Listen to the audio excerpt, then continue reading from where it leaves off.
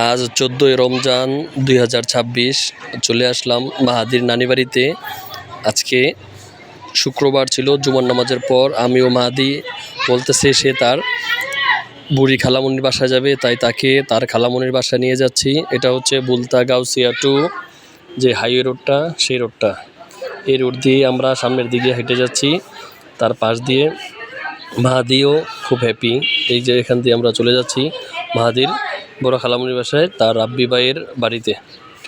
আজকে মাঝদিন নামাজ পড়ে আসছে, নামাজ পড়ার পরে সে বলতেছে যে তার খালামনির বাসায় যাবে, তাই আমি তাকে নিয়ে যাচ্ছি। এই যে আমরা চলে আসছি কাছাকাছি প্রায়, এই রোড দিয়ে সামনের দিকে যাচ্ছি, সাথেই থাকুন।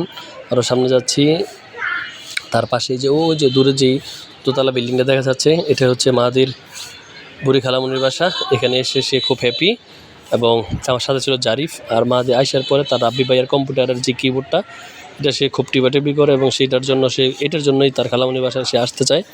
তাই তাকে বলি যে এখানে আসার জন্য।